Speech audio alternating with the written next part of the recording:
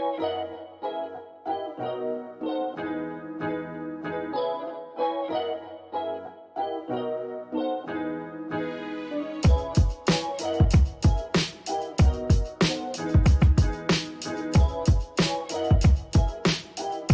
Benoît, est-ce que tu peux te présenter s'il te plaît? Je m'appelle Benoît Guéroux, je suis exploitant agricole au Coudray-Saint-Germer, au sud-ouest de l'Oise, en plein cœur du Pays de Bray. Donc on a une exploitation avec mes parents, donc je suis en grec. On a une exploitation polyculture élevage laitier, donc on produit 850 000 litres de lait sur 232 hectares. Donc j'ai à peu près 80 hectares de culture céréalière, de culture de vente. Donc depuis combien de temps tu es agriculteur et qu'est-ce qui t'a fait choisir ce métier? Je suis agriculteur depuis 11 ans. Je me suis installé en avril 2013.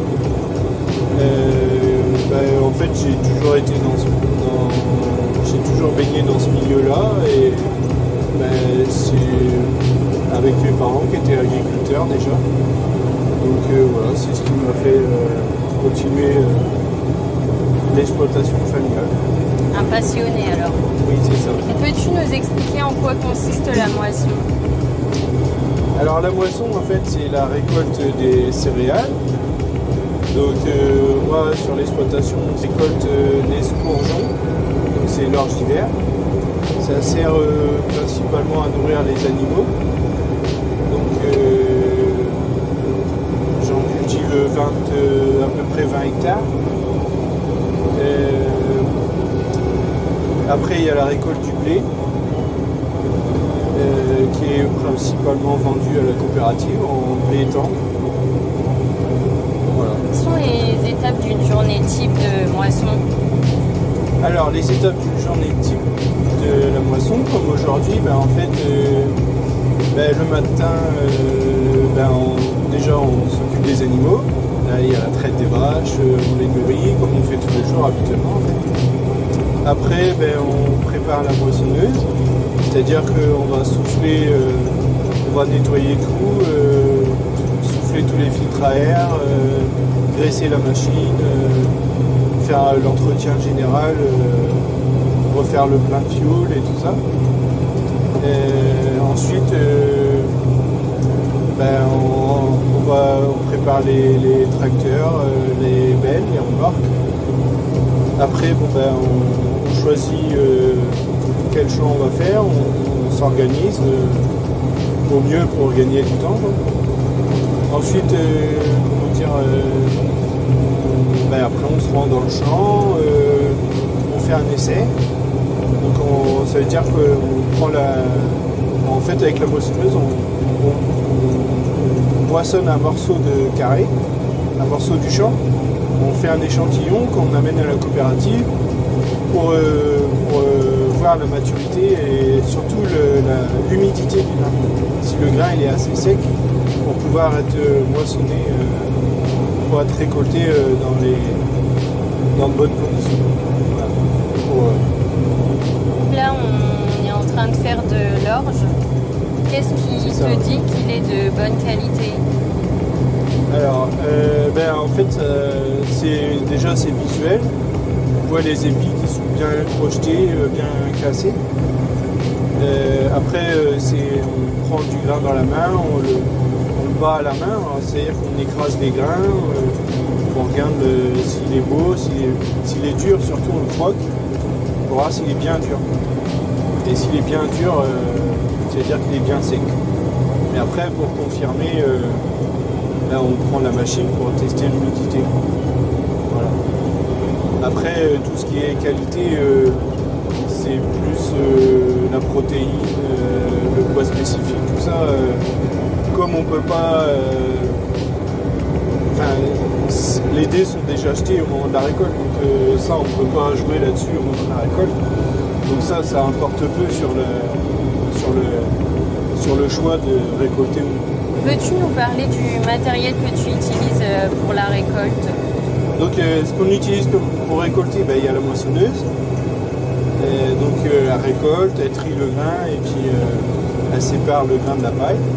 Et donc ensuite, sur l'exploitation, on a 2 remorques.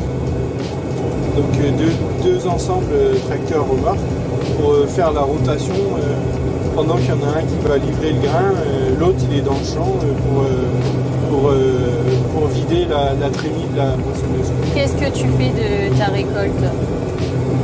Alors, qu'est-ce qu'on fait de la récolte? Donc la récolte, aujourd'hui, ce champ-là, il est destiné pour une autoconsommation, c'est-à-dire qu'on récolte et on stocke le grain chez nous. Donc là, c'est l'escrogeon, pour ensuite le moudre et puis le donner à manger aux animaux de l'exploitation. Après, le surplus, parce qu'on ne garde pas tout, sinon il faudra énormément de bêtes, le surplus, il est vendu à la coopérative. Voilà.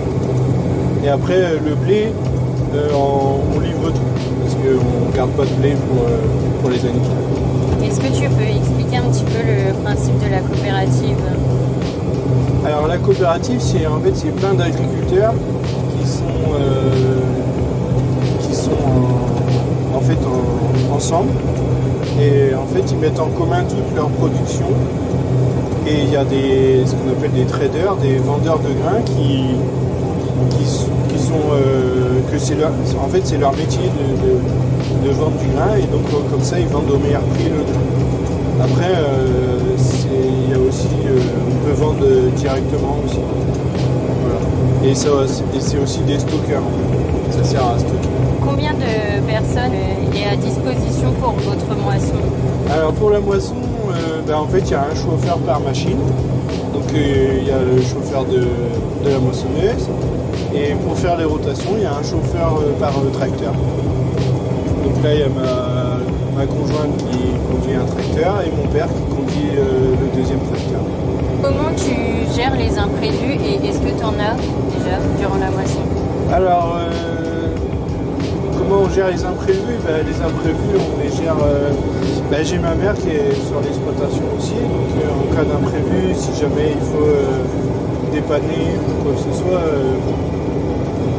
je peux l'appeler pour qu'elle vienne intervenir, qu'elle vienne nous aider si on a besoin d'outils ou si on a une casse matérielle, quoi. Et après, on essaye de réparer rapidement au mieux, de se dépanner, quoi. Est-ce que tu peux nous expliquer la préparation en amont? Alors pour la moisson, la révision, la plupart du temps, je fais venir un concessionnaire, c'est-à-dire un mécanicien qui connaît la marque de la machine, et donc lui il sait les organes de la machine à contrôler pour faire l'entretien au mieux, pour éviter justement tout panne et imprévu durant la récolte. Surtout cette année où comme les fenêtres d'intervention pour récolter sont assez restreintes, il faut éviter de tomber en panne à ce moment-là. Donc quels sont les principaux défis que vous rencontrez durant cette période? Alors les principaux défis, c'est la météo, la principale. C'est de pouvoir récolter avant que... Parce que justement, si on récolte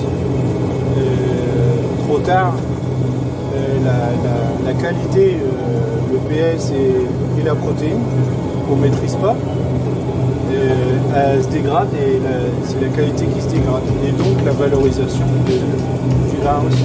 Quelle est l'importance de cette période pour toi comme pour les autres agriculteurs? Comme je dis, c'est important parce que c'est le fruit du travail d'une année. Pour les l'escourgeon, en une semaine de temps, on récolte une année de travail. Quel est ton meilleur souvenir de jour de moisson? Là, ce qui me vient, c'est comme je te disais tout à l'heure, le soir, quand les couchers de soleil, comme on a fait hier soir avec Laure, les couchers de soleil, les petites vœux qui viennent, les petites vœux-nièces qui viennent faire un tour de moissonneuse, des choses comme ça. Est-ce que tu as quelque chose à rajouter à destination du grand public? En période de moisson, Ben, il y a beaucoup de tracteurs sur la route. Faut être indulgent avec les tracteurs, les moissonneuses. On prend de la place sur la route, c'est sûr, on roule pas vite. Mais ça fait partie de l'été, j'ai envie de dire, dans le milieu rural. Voilà.